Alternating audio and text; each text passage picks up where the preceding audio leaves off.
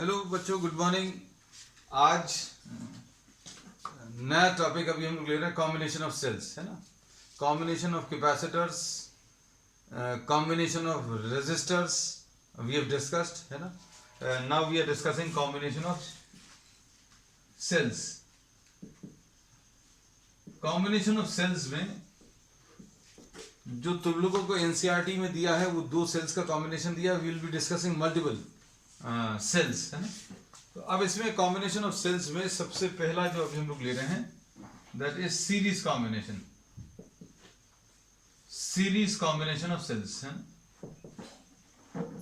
अब series combination of cells में सबसे पहली चीज अभी हम लोग ये डिस्कस कर लें कि suppose we are considering two cells जिनका EMF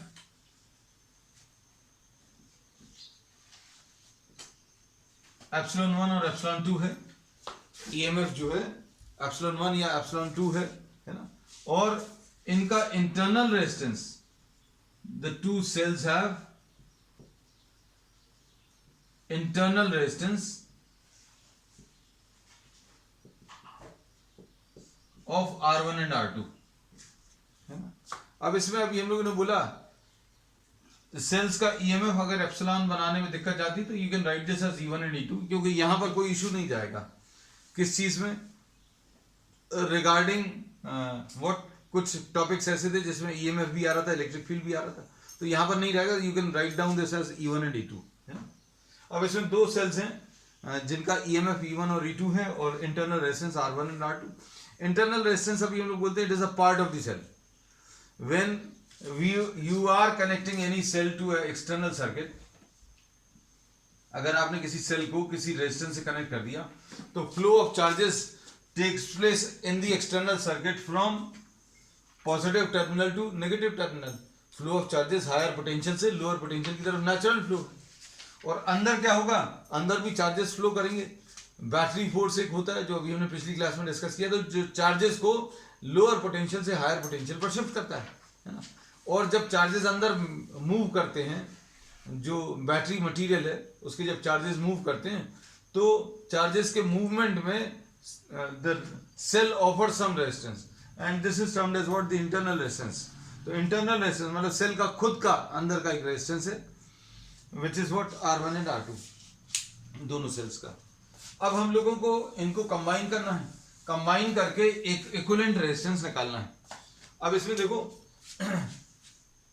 suppose this is the cell of rest EMF E1 या एप्सिलॉन 1, जैसा भी लिखना हो आपको, जो जिस में भी कंफर्टेबल हो।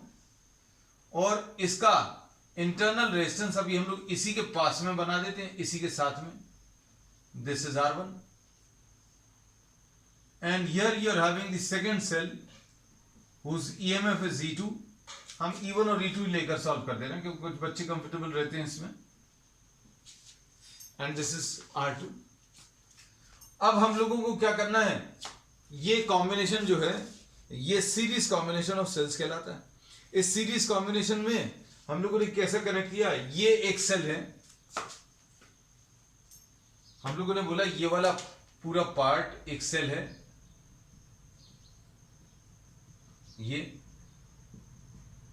ये भी पूरा एक सेल है। हम लोगों ने बोला रेजिस्टेंस जो है, ये जो स्मॉल आर मार्क किया, this is a part of the resistance.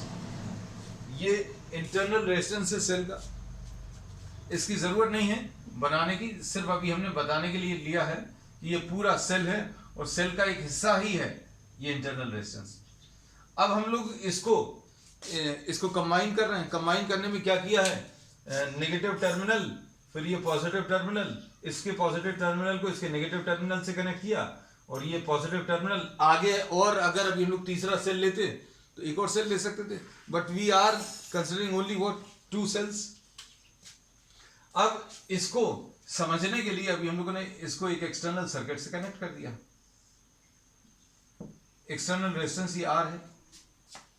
अब हम लोग इसमें ये बोलते हैं सीरीज कॉम्बिनेशन में हमें क्या करना है, आपको कंबाइन करके कौन सी दो सेल्स को कंबाइन करना है, ये दो सेल्स जिनका ईएमएफ E1 और E2 है, ईएमएफ E1 है, इंटरनल रेजिस्टेंस R1 है, और दूसरा सेल उसका ईएमएफ E2 है, इंटरनल रेजिस्टेंस R2 है। इन दोनों को कंबाइन करना है और जितना ये करंट जनरेट कर रहा है उतना ही करंट जनरेट करने वाला एक सिंगल सेल, उसका आपको ईएमएफ निकालना है और उसका इंटरनल रेजिस्टेंस बताना है। मतलब इसमें अभी हम लोग ये बोलते हैं कि सपोज इसने एक करंट I जनरेट किया, suppose current I is flowing through the circuit, is flowing through this resistance R। तो इसमें अभी हम लोगों ने बोला ये I मार्क कर लिया, ये भी I मार्क कर लिया। अब हम लोगों ने बोला कि अगर आपको इक्विवेलेंट ईएमएफ, जैसे अभी हम लोग कैपेसिटेंस लेते थे तो दो कैपेसिटेंस को कंबाइन करके एक इक्विवेलेंट कैपेसिटेंस बनाते थे, दो रेजिस्टेंसेस को कंबाइन करके एक इक्विवेलेंट रेजिस्टेंस कैलकुलेट करते थे सीरीज में। अब हम लोग क्या कर रहे हैं, ये दोनों सेल्स को कंबाइन करके एक सिंगल सेल बना रहे हैं। अब ये सिंगल सेल कैसा रहेगा, ये सिंगल सेल ऐसा रहेगा कि इसका ईएमएफ और इंटरनल रेजिस्टेंस जो भी आएगा वो सेम इफेक्ट जनरेट करेगा जो ये दोनों मिलकर कर रहे थे। ये दोनों मिलकर आई करंट जनरेट कर रहे थे, तो इसमें भी करंट आई आना चाहिए। इक्विवेलेंट का कॉन्सेप्ट यही है। इक्विवेलेंट का कॉन्सेप्ट क्या है कि आपने ये दोनों सेल्स जो लिए हैं, ये दोनों सेल्स मिलकर जो काम कर रहे हैं वो एक ही सेल अगर कर दे तो ये एक सेल को अभी हम लोग इक्विवेलेंट सेल बोलेंगे, और इस इक्विवेलेंट सेल का ईएमएफ और इंटरनल रेजिस्टेंस निकालने की कोशिश करेंगे, है ना। तो अब हम लोग क्या करते हैं, अगर आपको इसका इसमें किरचॉफ सेकंड लॉ अप्लाई करना है तो अभी हम लोग क्या करेंगे, किरचॉफ सेकंड लॉ अप्लाई कर देते हैं। इसमें किरचॉफ सेकंड लॉ अगर अप्लाई करें तो अप्लाई करने का तरीका क्या रहेगा, हम लोग क्या करते थे अगर याद हो, इसको ये नेगेटिव टर्मिनल है इसको L मार्क कर दिया और ये पॉजिटिव टर्मिनल है इसको H मार्क कर दिया। ये नेगेटिव टर्मिनल इसको L और इसको H, लोअर पोटेंशियल और हायर पोटेंशियल, है ना। आप साइन कन्वेंशन कोई भी फॉलो कर सकते हैं, जरूरी नहीं है आप जो हम बता रहे हैं वही फॉलो करें, आप जिसमें कंफर्टेबल हैं वही फॉलो करें, क्योंकि साइन कन्वेंशन जो है this is just a principle used to calculate what, to calculate the potential differences and current through a circuit. तो आप कुछ भी फॉलो कर सकते हैं, है ना। तो अभी आपने इसको L मार्क कर दिया, इसको H मार्क कर दिया। Negative terminal is always lower potential और पॉजिटिव टर्मिनल हमेशा हायर पोटेंशियल है ना। फिर करंट, उसके बाद अभी हम लोगों ने ईएमएफ तो ले लिया। अब ईएमएफ लेने के बाद सारे रेजिस्टेंसेस को देखो, रेजिस्टेंस में करंट का direction always from higher potential to lower potential. तो ये वाला जो है ये हायर पोटेंशियल रहेगा और ये वाला लोअर पोटेंशियल रहेगा, क्यों करंट ऐसा फ्लो कर रहा है, और करंट का फ्लो मतलब हायर पोटेंशियल से लोअर पोटेंशियल। तो ये हायर, ये देखो अलग कलर से मार्क किया अभी हमने, और इसको अभी हम लोग ऊपर लिख दे रहे हैं, ये H है ये L है, ये हायर पोटेंशियल से लोअर पोटेंशियल, हायर से लोअर, और यही चीज अभी हम लोग इसमें भी कर दे रहे हैं, इसको भी इधर अभी हम लोग ऊपर लिख दे रहे हैं, H और L। Current flows through a resistance from higher potential to lower potential, और करंट का फ्लो जो है हमें बताता है, जैसे मान लीजिए कोई रेजिस्टेंस है, ये रेजिस्टेंस है, इसमें करंट अगर ऐसा फ्लो कर रहा है तो हायर इधर होगा लोअर इधर होगा, क्यों करंट का फ्लो हायर पोटेंशियल से लोअर पोटेंशियल।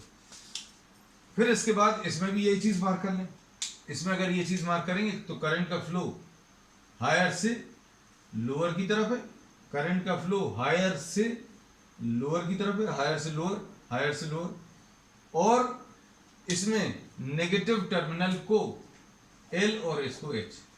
तो रेजिस्टेंस में बिल्कुल फिक्स है, सॉरी ईएमएफ में बिल्कुल फिक्स है कि नेगेटिव को L लिखना है और पॉजिटिव को H लिखना है, ये कभी चेंज नहीं होगा। लेकिन रेजिस्टेंस में चेंज होता है।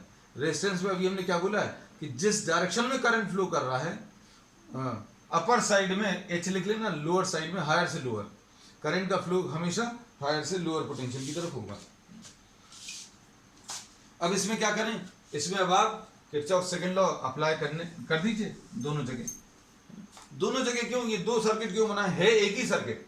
हमने बोला ये दो सेल्स को आपने एक रेजिस्टेंस से कनेक्ट किया, और क्या कर रहे हैं, इन दोनों ने मिलकर जो इफेक्ट प्रोड्यूस किया वही इफेक्ट प्रोड्यूस करने वाला ये इक्विवेलेंट सेल रहेगा। यहां पर क्या है, यहां पर 2 सेल्स हैं, तो ये 2 सेल्स का ये इक्विवेलेंट सेल है जो कि क्या प्रोड्यूस कर रहा है, सेम इफेक्ट। सेम इफेक्ट कैसे पता चल रहा है, इसमें करंट ये आई जनरेट कर रहा था, तो यहां पर भी अभी हम लोगों ने करंट आई लिख लिया, this is generating a current I, तो ये करंट आई सब जगह लिखा हुआ है, यहां पर भी आई। अब देखो बेटा ध्यान से, अब हम लोग इसमें क्या बोलेंगे, अब इसमें किरचॉफ सेकंड लॉ अप्लाई करो, किरचॉफ सेकंड लॉ यहां से अप्लाई करना शुरू कर रहे हैं, और हमारा जो साइन कन्वेंशन है सिंपल है कि भाई राइज जो भी रहेगा उसको प्लस लिखेंगे और फॉल जो रहेगा उसको माइनस लिखेंगे। आपको अगर राइज को माइनस लिखना तो वो भी लिख सकते हो, तो आपको साइन कन्वेंशन जो भी फॉलो करोगे आंसर बिल्कुल सेम आएगा। तो इसमें अगर अभी आप देखें यहां से चलना शुरू कर रहे हैं, यहां से चलना शुरू कर रहे हैं तो लोअर से हायर की तरफ जा रहे हैं, लोअर से हायर अगर आप जा रहे हैं तो क्या आ जाएगा, पोटेंशियल राइज, लोअर से हायर मतलब राइज, राइज मतलब प्लस, रेजिस्टेंस में H से L मतलब हायर से लोअर, हायर से लोअर, हायर से लोअर मतलब डिक्रीज, डिक्रीज मतलब I1 IR1, ऐसा कुछ आएगा। ठीक, अब इसमें क्या लिखेंगे, इसमें प्लस E2 आएगा क्योंकि लोअर से हायर जा रहे हैं, और फिर प्लस E2 लिख लिया, फिर रेजिस्टेंस में फिर से H से L, H से L मतलब क्या होगा, हायर से लोअर मतलब डिक्रीज माइनस IR2। ठीक, अब इसके बाद आप इसको देखो तो अभी हम लोग फिर से हायर से लोअर जा रहे हैं, हायर से लोअर अगर अभी हम लोग जा रहे हैं तो डिक्रीज आएगा, हायर से लोअर मतलब डिक्रीज मतलब माइनस IR, ऐसा कुछ आ जाएगा। अब इसको कैसा लिखेंगे, E1 plus E2 minus IR1 plus R2,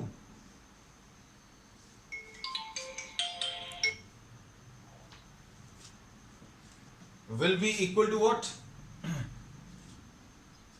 will be equal to I capital R, ऐसा कुछ आ जाएगा। अब इसमें क्या करेंगे, अब हम लोग नेक्स्ट इसको देखो, इसमें अगर अभी हम लोग अप्लाई करें, ये इक्विवेलेंट सेल है अब इसमें अगर अभी हम लोग अप्लाई करें तो क्या आएगा, लोअर से हायर जा रहे हो, सेल में आप लोअर से हायर, L से H जगह जा रहे हो, लोअर से हायर मतलब राइज, राइज मतलब plus he, rise of potential मतलब पॉजिटिव, पॉजिटिव ले लिया, फिर माइनस IR, हायर से आप लोअर जा रहे हो, करंट का डायरेक्शन हायर से लोअर रहता है, तो अभी हम बोल रहे हैं ये इसमें हायर से लोअर मतलब डिक्रीज इन पोटेंशियल मतलब माइनस IR, और इसमें भी सेम रीजन है।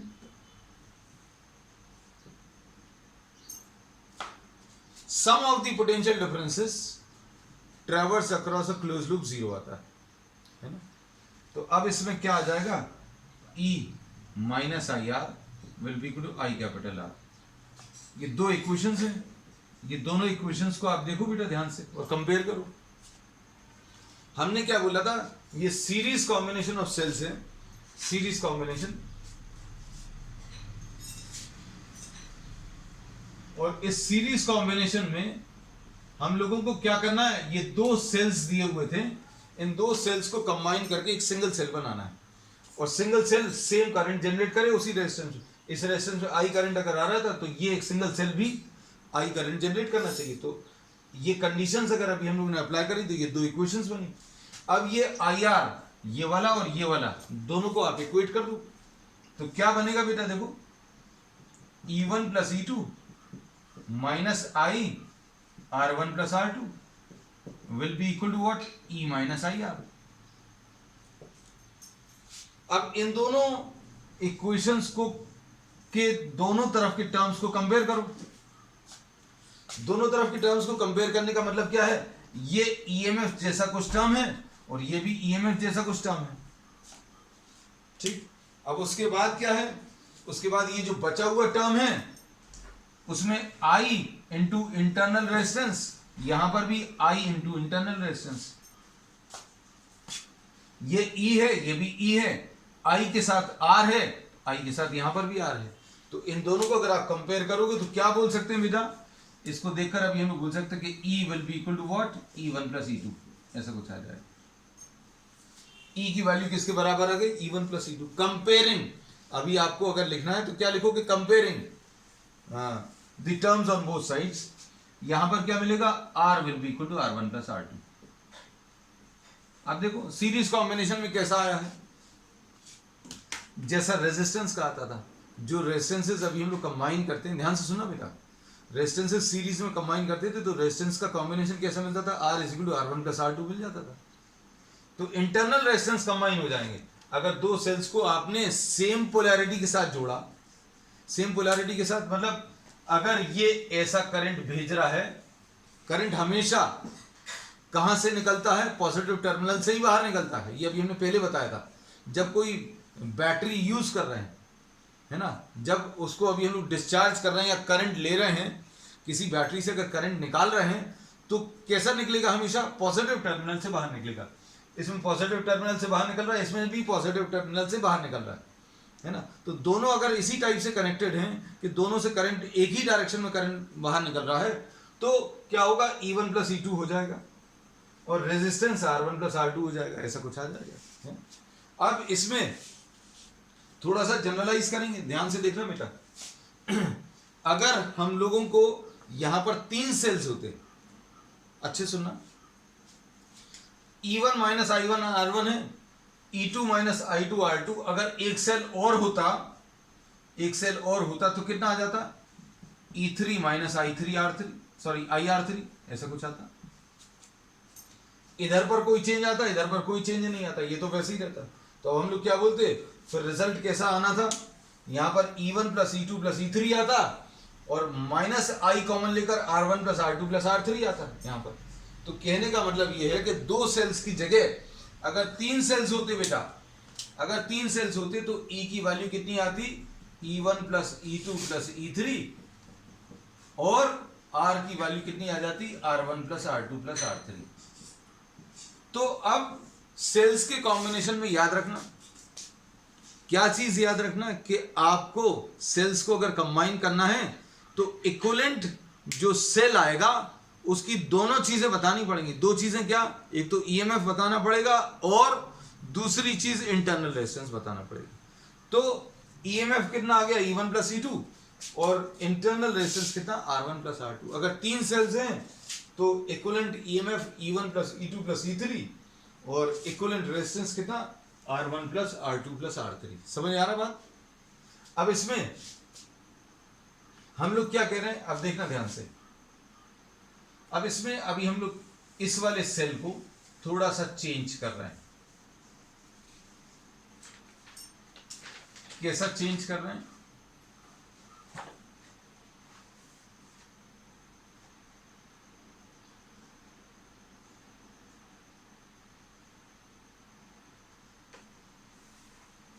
अब इसमें देखो बेटा क्या चेंज आया।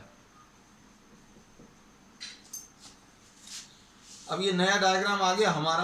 अब आपको क्या करना पड़ेगा, आपको नया ड्रॉ करना पड़ेगा, है ना। So you will have to draw a separate diagram. अब इसमें कनेक्शन सीरीज में तो है, लेकिन पोलैरिटी कैसी है, इसमें इससे करंट ऐसा निकलने की कोशिश कर रहा है और इसमें से करंट ऐसा निकलने की कोशिश कर रहा है, ठीक है। तो अब क्या होगा, कोई एक जिसका ईएमएफ ज्यादा होगा वो उसका करंट डोमिनेट करेगा। तो मान लीजिए करंट ऐसा कुछ आ रहा है, मान लीजिए करंट ऐसा कुछ फ्लो कर रहा है। अब देखो कैसा लिखेंगे बेटा, सिर्फ इसी में चेंज आएगा, उसमें कोई चेंज नहीं आएगा, इसलिए उसको रब भी नहीं किया। बहुत सारी बातें तो तुम लोगों को शायद अब फील करोगे तो समझ में आ जाएगी कि भाई करंट E1 ऐसा देने की कोशिश कर रहा है, E2 ने लेकिन अपना रास्ता बदल दिया। तो क्या होगा, दोनों इफेक्ट सब्ट्रैक्ट हो जाएंगे। तो इफेक्ट सब्ट्रैक्ट हो जाएंगे तो कितना आ जाएगा, E=E1 माइनस E2 आना चाहिए। रेजिस्टेंस, तो रेजिस्टेंस में कोई फर्क नहीं पड़ता भाई, आप ऐसा लगाओ या पलट कर लगा दो, रेजिस्टेंस तो वैसे ही रहता है। तो रेजिस्टेंस का आंसर यही आएगा, हमें ऐसा लगता है। अब देखो जरा, आएगा बिल्कुल 100% यही आएगा, चिंता मत करो बच्चों। अब इसमें कितना आएगा, ये देखो लोअर और हायर मार्क कर दें, क्योंकि अब ये तो अलग हो गया, ये हायर है ये लोअर है, और इसमें इसका हायर लोअर तो सेम रहा, ये H है ये L है, ये वैसे ही रहा, इसमें कोई चेंज नहीं आया। इसलिए अभी हमने बोला था इसमें कोई चेंज नहीं आएगा। देखो जरा अब क्या आएगा, लोअर से हायर, लोअर से हायर अगर जा रहे हैं राइज मतलब प्लस, हायर से लोअर, हायर से लोअर, हायर से लोअर मतलब डिक्रीज, डिक्रीज मतलब -IR1 हो गया। अब इसमें हायर से लोअर, इस सेल में कहां जा रहे हैं, हायर से लोअर मतलब डिक्रीज, ये चेंज आया -E2, लेकिन इसमें कोई चेंज नहीं आया, करंट तो ऐसे ही जा रहा है, करंट हमने अज्यूम कर लिया ऐसे ही जा रहा है, हायर से लोअर मतलब माइनस, हायर से लोअर मतलब डिक्रीज -IR2, और इसमें कोई चेंज नहीं। तो अब देखो क्या चेंज आया है, सिर्फ ये चेंज आया। तो कहने का मतलब क्या है, इसमें कोई चेंज नहीं आएगा। अगर आपने पोलैरिटी, पोलैरिटी को अगर आपने ऐसा लगाया, सीरीज कॉम्बिनेशन ऐसा लगाया कि one of the cell is having opposite type of polarity, then the EMF, equivalent EMF जो आएगा वो कैसा आ जाएगा बेटा, E1 - E2, सिर्फ ये चेंज आएगा, है ना। इसका प्रूफ अभी हमने आपको बता ही दिया है, E will be equal to E1 - E2। तो आप स्क्रीनशॉट ले लो, बाद में इसको कंप्लीट कर लेना। Equivalent resistance, equivalent internal resistance जो है वो सेम रहेगा। चलो अब नेक्स्ट ले लेते हैं। नेक्स्ट है पैरेलल कॉम्बिनेशन।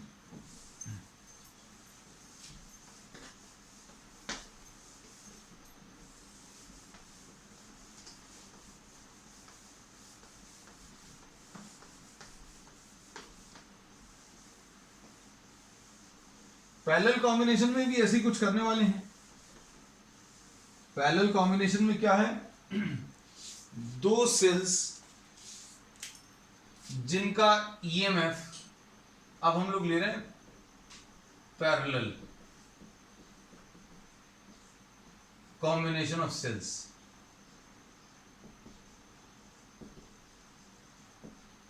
अब इसमें दो सेल्स हैं, एक ये वाला और एक ये वाला, इन दोनों को पैरेलल में कंबाइन कर दिया। इसका ईएमएफ E1 है, इसका ईएमएफ E2 है, इसका R1 है, इसका R2 है। अब इसको कैसे अभी हम लोग बोलते हैं, अगर आप घरों में जो सेल्स रहते हैं,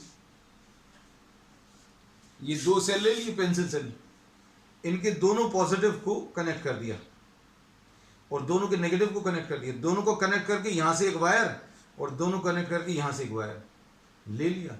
तो ये जो कॉम्बिनेशन बनेगा वो कैसा बनेगा, वो पैरेलल कॉम्बिनेशन ऑफ सेल्स बनेगा। पैरेलल कॉम्बिनेशन समझ में आ गया, दोनों के पॉजिटिव टर्मिनल एक साथ और दोनों के नेगेटिव टर्मिनल एक साथ। उसमें कैसा था, इसका पॉजिटिव, ये देखो ये जो कैप है मान लो पॉजिटिव है, तो इसमें ये नेगेटिव आ गया, ये पॉजिटिव आ गया, फिर ये नेगेटिव से कनेक्टेड है, ये पॉजिटिव से कनेक्टेड, ऐसे में कनेक्ट करके आपने दो टर्मिनल्स निकाल लिए, है ना। तो ये कौन सा कॉम्बिनेशन है, ये सीरीज कॉम्बिनेशन है। तो अब सीरीज और पैरेलल कॉम्बिनेशन में अब इसका इफेक्ट क्या आएगा वो अभी हमें बताना। तो अभी हमने बोला भैया इनको अगर कंबाइन करें इक्विवेलेंट सेल बताना है तो ये E आ जाएगा और इसका रेजिस्टेंस मान लीजिए इंटरनल रेजिस्टेंस R आ जाएगा, ये बताना E और R। फिर से अब क्या करेंगे, अब भैया इसका इफेक्ट अगर देखना है तो हमने बोला ये जो कॉम्बिनेशन है इस रेजिस्टेंस में कितना करंट, I करंट दे रहा है, तो ये जो इक्विवेलेंट है ये इक्विवेलेंट तब मानेंगे जब ये उसी रेजिस्टेंस में फिर से कितना I करंट दे देगा।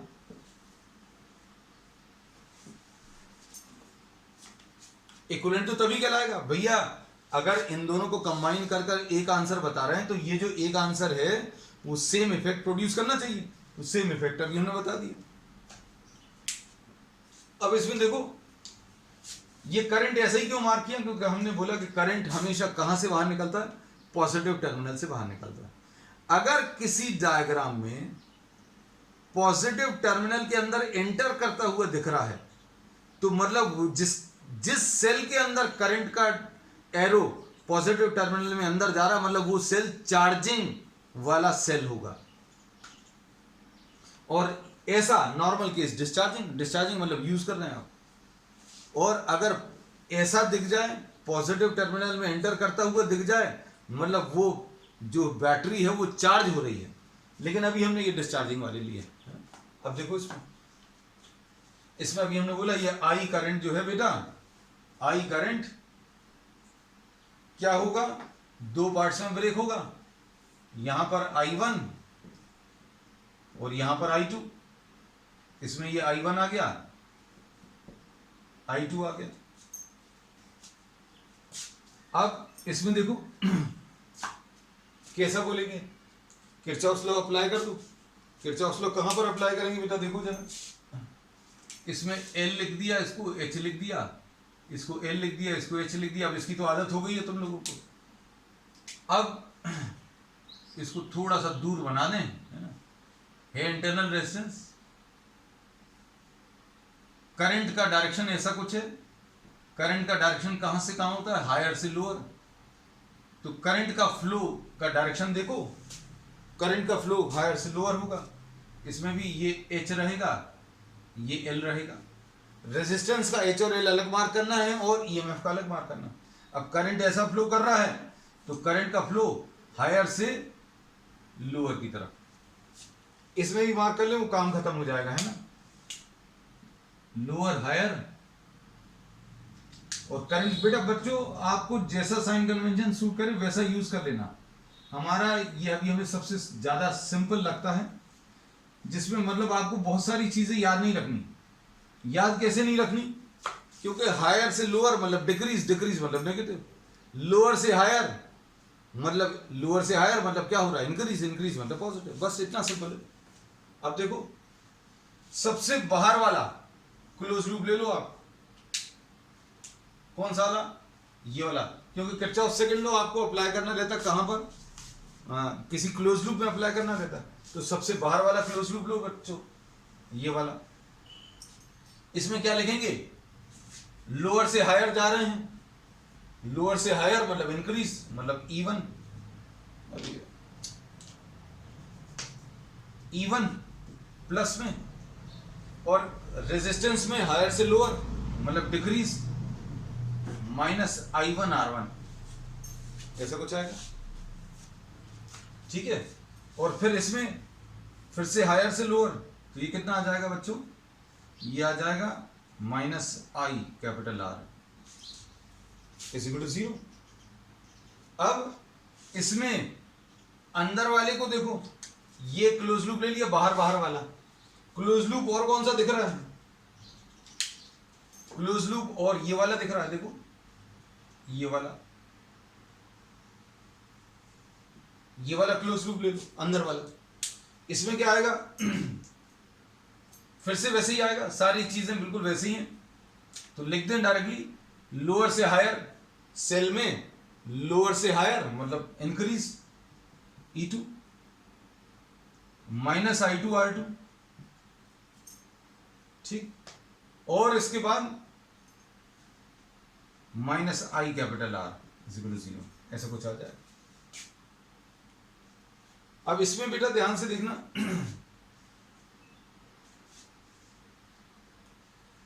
I1 R1 will be equal to E1 minus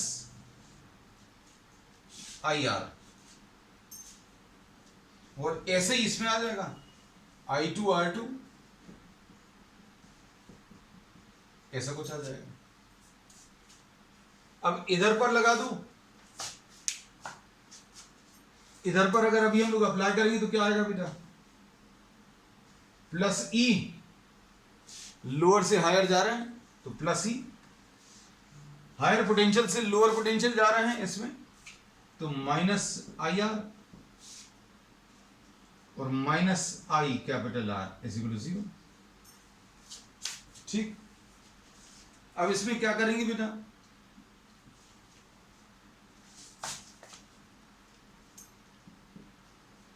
I R will be equal to E minus I capital are.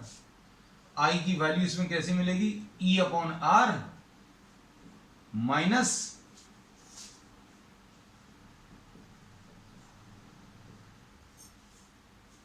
ऐसा कुछ लिख लिया,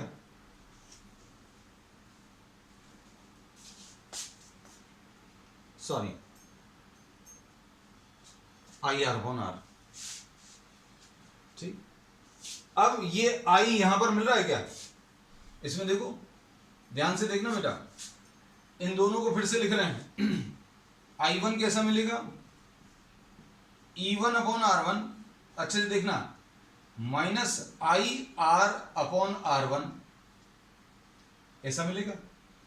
आई टू कैसे मिलेगा, E two upon R two minus I R upon R two, ऐसे कुछ आएगा।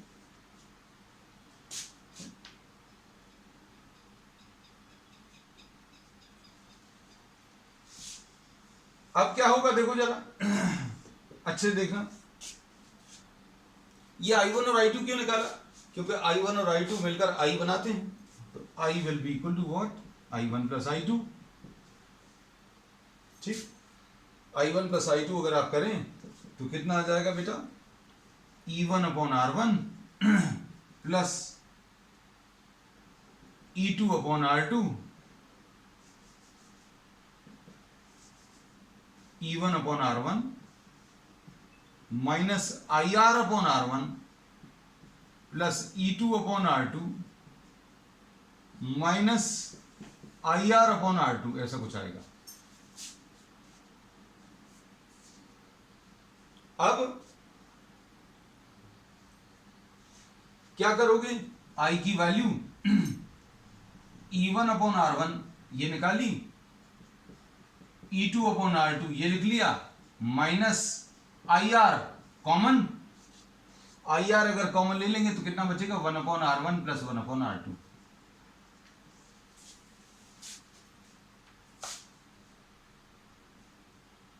अब इसमें ध्यान से देखना, इस वाले सर्किट को सॉल्व करके आई की वैल्यू ऐसी मिली और इस वाले सर्किट को सॉल्व करके आई की वैल्यू ऐसी मिली। तो जैसा पिछले टॉपिक में किया था वैसे इसमें भी करेंगे, दोनों को कंपेयर कर दो, दोनों कंपेयर कर दे, मतलब ये वाला करंट और ये वाला करंट, आप इसको इक्वेट कर दो, है ना, तो इक्वेट कर देना, देखो क्या मिलेगा। यहां पर अभी हम इसको रब कर देना, इस डायग्राम की ऑब्जर्व करनी पड़ेगी।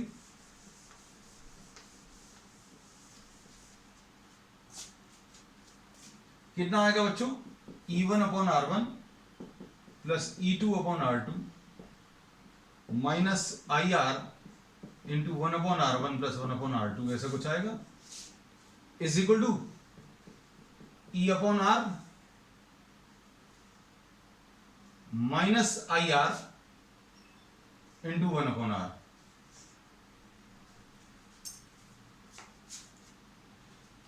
कंपेयर करो दोनों तरफ के टर्म्स, ये इसके बराबर आएगा और माइनस साइन तो लगा ही है दोनों तरफ, और क्या लिखा हुआ है बेटा, आई आर के साथ क्या है 1 अपॉन R1 प्लस R2, यहां पर आई आर के साथ क्या है 1 अपॉन R। दोनों को अगर आप कंपेयर करोगे तो क्या मिलेगा, E upon R will be equal to E1 upon R1 plus E2 upon R2। ये इक्विवेलेंट ईएमएफ का फॉर्मूला है, और E अपॉन R आने के बाद रेजिस्टेंस अगर आप देखो तो 1 upon R will be equal to what, 1 upon R1 plus 1 upon R2,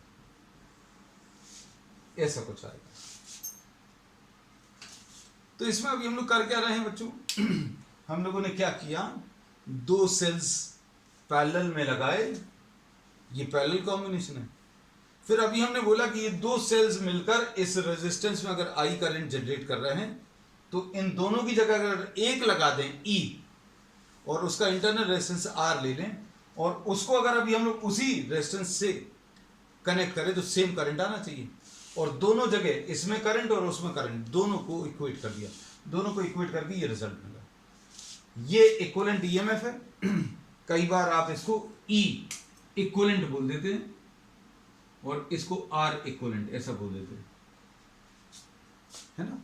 तो अब हम लोगों को अगर ये 2 की जगह 3 सेल्स होते तो क्या करते, तो E1/R1 plus E2/R2 plus E3/R3, और इधर पर कितना आता है 1/R1 plus 1/R2 plus 1/R3, और अगर ये 4 होते तो E1/R1 E2/R2 E3/R3 E4/R4 ऐसा कुछ आता। तो कहने का मतलब क्या है, E equivalent upon R equivalent will be summation of E by R, summation of what E by R। ठीक, चलिए अब इसमें सीरीज और पैरेलल कॉम्बिनेशन आज अभी हम लोग डिस्कस किया। नेक्स्ट टर्न पर सीरीज और पैरेलल कॉम्बिनेशन को अभी हम लोग आगे बढ़ाएंगे। अभी हम लोगों ने डिफरेंट सेल्स लिए थे, अब हम लोग आइडेंटिकल सेल्स लेंगे, और आइडेंटिकल सेल्स कंबाइन करने पर मैक्सिमम करंट की कंडीशंस क्या है वो अभी हम लोग निकालेंगे। ठीक, चलिए दैट्स ऑल फॉर टुडे।